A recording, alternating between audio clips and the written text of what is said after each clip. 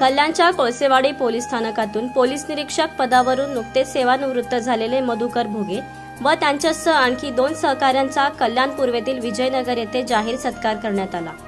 Police सेवेतून निवृत्त झालेल्या मधुकर भोगे यांच्यासह वसंत ढगे व लक्ष्मण धर्मे यांनी 3200 किलोमीटर हे अंतर 4.5 महिने पायी चालून नर्मदा परिक्रमा पूर्ण केली आहे। याबद्दल अधिष्ठाता विप्रमजी आंतरराष्ट्रीय शिक्षण आणि संशोधन संस्थेचे सुधाकर आगरकर, शिवसेनेचे कल्याण पूर्व विधानसभा समन्वयक प्रशांत काळे व माजी नगरसेविका माधुरी काळे यांच्या उपस्थितीत या तिन्ही परिक्रमा वीरांना सन्मानित करण्यात आले।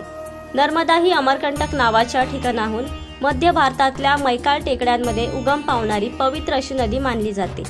नर्मदा परिक्रमा म्हणजे नदीची परिक्रमा।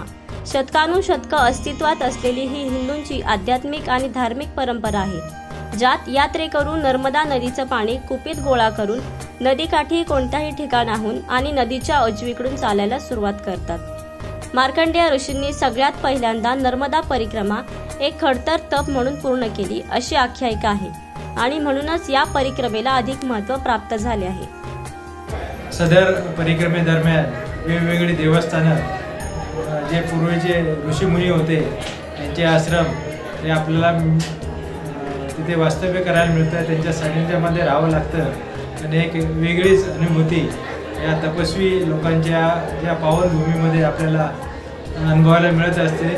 नर्मदा मैया ही नेहमीच आपल्यासोबत आहे असा आपल्याला नेहमी अनुभव येत असतो आणि तिच्या कृपेने तुम्हाला या परिक्रमेमध्ये इतकं मोठं अंतर जे 3000 किलोमीटरच्या आसपास पायी पार करावं लागतं हे तिच्या आशीर्वादाने पूर्ण होते आणि त्याच्यामध्ये एक चांगली अनुभूती आम्हाला सर्वांना आलेली आहे।